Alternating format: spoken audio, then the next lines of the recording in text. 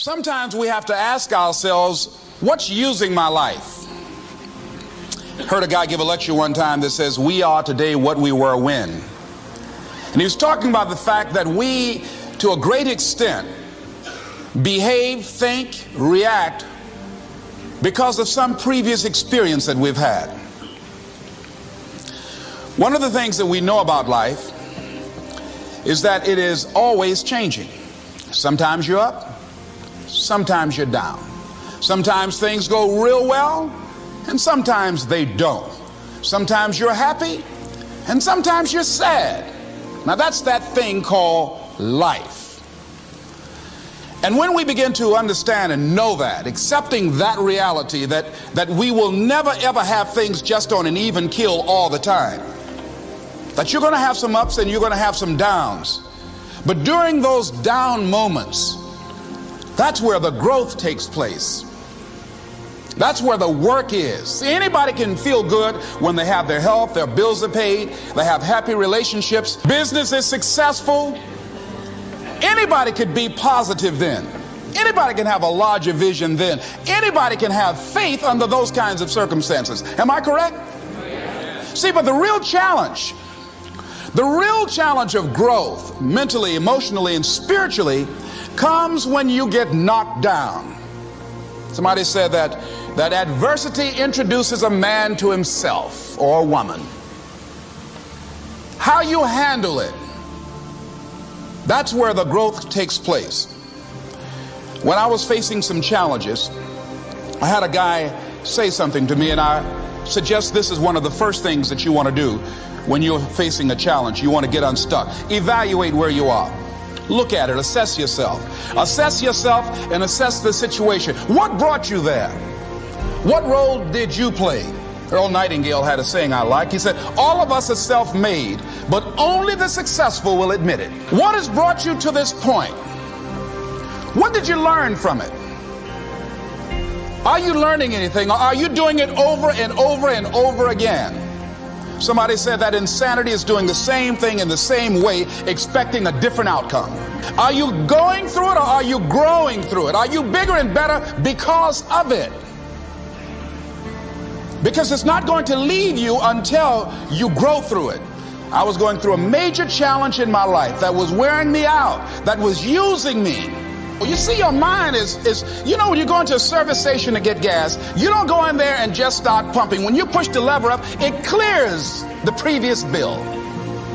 By the same token, if you want to begin to move, you've got to clear your mind of all the unnecessary luggage and baggage that's weighing us down.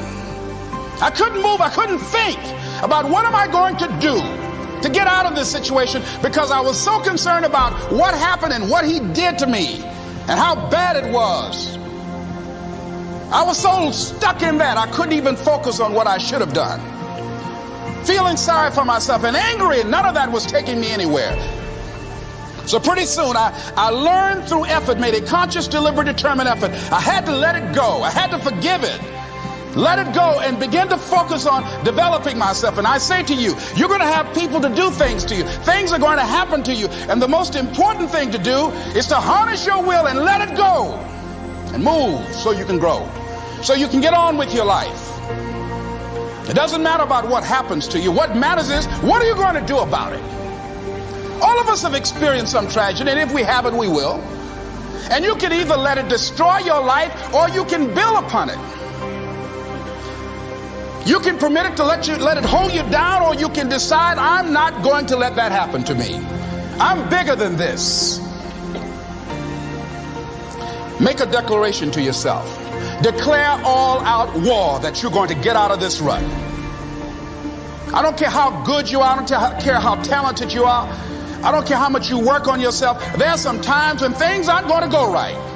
They just are not going to go right. There are times when anything that can happen will happen. Murphy's Law will be knocking at your door.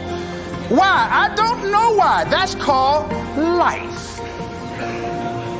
And you have to deal with it. Sometimes your life will be in a slump, just like sports. Some of the best shooters can't hit baskets different times in games. They get in a slump. Do they sit on the sideline and say, you know, I just didn't hit a basket today? No, they continue to execute. I suggest to you that if you are facing a challenge, don't stop. Stay busy. Work your plan. Continue to do those things that you know that work for you after you have evaluated yourself in the situation. Continue to move. Stay busy, stay busy, stay busy. Find somebody that you can help so you can forget about you for a moment. See, sometimes the best thing to do is to be. Sometimes you have to just back up and go within yourself. A bow and arrow, you can't take a bow and just push it out an arrow. You just can't push the arrow out. You have to pull it back and then release it. Sometimes you have to back up and go within and pray and meditate and recharge your batteries. Go away, clear your head, and then come back and look at it from a different vantage point. Don't operate while you're under the spell or the effect of what's going on. Next thing is that you've got to activate the thinker in you. Don't allow your emotions to control you. We are emotional, but you want to begin to discipline your emotion. If you don't discipline and contain your emotions, they will use you. Your mind goes on automatic, just like a God. You know, I loved reading the book called As a Man Thinketh by James Allen. He uses the analogy of the mind being like a garden. You know, weeds don't have to have any encouragement to grow. You don't have to water them. They don't have to get sunshine. They don't have to have fertile ground. They will grow through the cracks of a sidewalk. Am I right?